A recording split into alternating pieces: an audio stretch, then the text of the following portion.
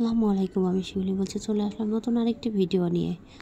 অনেক দিন ধরেই চিংড়ি ভর্তা খেতে ইচ্ছা করছিল, আর আমার ছেলেটাও আমাকে অনেকবার বলছিল আম্মু চিংড়ি ভর্তা করে দাও। আর চিংড়ি ভর্তা খেলে পরে ওর একটু প্রবলেম হয় বলে আমি সহজে দিতে চাই না। আর অ্যালার্জির প্রবলেম থাকলে সত্যি চিংড়িটা খেলে খুবই প্রবলেম করে। তারপরেও অনেক মজার খাবার, এজন্য না খেয়েও পারা যায় না। যাই হোক, এখানে চিংড়ি ভর্তা করার জন্য চিংড়িগুলো আগে একটা দিয়ে দিলাম, দিয়ে এটাকে সুন্দরভাবে ভাজা ভাজা করে নেব। যখন এই পানিগুলো একদম একটু শুকিয়ে যাবে তখনই কিন্তু তেল দিয়ে দেব। দেওয়ার পর এটাকে বেশ কিছুক্ষণ ধরে নাড়লাম। আর চিংড়ি ভর্তার মধ্যে পেঁয়াজ আর রসুন সবচেয়ে বেশি দিতে হয়, না হলে স্বাদ লাগে না। আর আমি আজকে চিংড়ি ভর্তাটা করব একদমই কাঁচামরিচ দিয়ে, তার জন্য আমি এখানে পেঁয়াজ কাঁচামরিচ আগেই দিয়ে দিলাম, তারপরে রসুন বেশ কিছু রসুনও দিয়ে দিয়েছিলাম। আর আমি এখানে একসাথে পেঁয়াজগুলো দিই না, পেঁয়াজগুলো একটু ধাপে ধাপে দিই, কারণ এই পেঁয়াজগুলোর সঙ্গে এটা নাড়াচাড়া করলে পরে একদমই কিন্তু শুকিয়ে মানে ভাজা ভাজা হয়ে যায়। তখন আমি একটু কাঁচা কাঁচা রাখার জন্য পরবর্তীতে আবার একটু দিয়ে মানে হালকা কয়েক সেকেন্ড নাড়াচাড়া করার পরে আমি আবার এটাকে বাটার সময় বেটে ফেলি। যাই হোক, ওই কাঁচা কাঁচা পেঁয়াজ থাকলে অনেক সুন্দর একটা ফ্লেভার আসে, খুবই ভালো লাগে।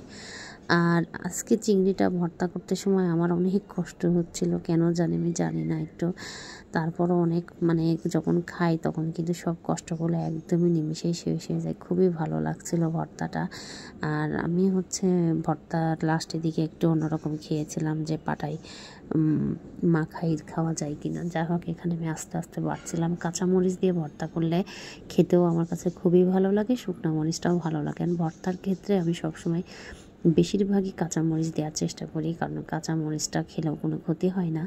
তার জন্য কাঁচামরিচটা চেষ্টা করি। মাঝে মাঝে শখ করে অনেক সময় শুকনো মরিচ দিই। অনেকেই আছে ভর্তা করতে হলে শুকনো মরিচ ছাড়া চলেই না, কিন্তু আমাদের মধ্যে এরকম না, দুটোই। তার মধ্যে আমি কিন্তু এর মধ্যে ধনিয়া পাতাও দিয়ে দিয়েছিলাম। আজকের ভর্তাটা বেশি একটা মিহিন করব না, এভাবেই রেখে দিব। আরেকটা লোভ সামলাতে পারলাম না, যে পাটায় এত সুন্দর মানে ভর্তাগুলো লেগে আছে, এটার মধ্যে আমি একটু ভাত দিয়েই খাবো। আগেই আমি যেটা রেখে দেওয়ার সব একটা বাটিতে করে রেখে দিচ্ছিলাম। বাটিতে রেখে দেওয়ার পরে বেশ অনেক কয়টাই ভর্তা হয়েছিল। অনেক মানে আমি তো ভাবছিলাম বেশি একটা হবে না, পরে দেখি যে না, অনেক হয়েছে। তারপর একটু গরম ভাত পাটার মধ্যে দিয়ে এটাকে সুন্দর করে মাখিয়ে নিলাম। আর এই খাবারটা আসলে খুবই মজার খাবার, খুবই ভালো লাগে। মানে এটা না খেলে মনে হয় না যে ভর্তা করলাম খেলাম না। ছোটোবেলার আসলে কিছু কিছু অভ্যাস থাকেই, যেমন আমরা ছোটোবেলায় অনেক রকমেরই খেতাম। আর এখানে সুন্দর করে আমি মাখিয়ে নিলাম, নিয়ে তখন আমি বেশ মজা করেই খেয়েছিলাম। আমার ভিডিওগুলো যদি ভালো লাগে অবশ্যই লাইক কমেন্ট শেয়ার দিয়ে পাশে থাকবেন। আজকের মতো এখানেই বিদায় নেব। আল্লাহ হাফেজ।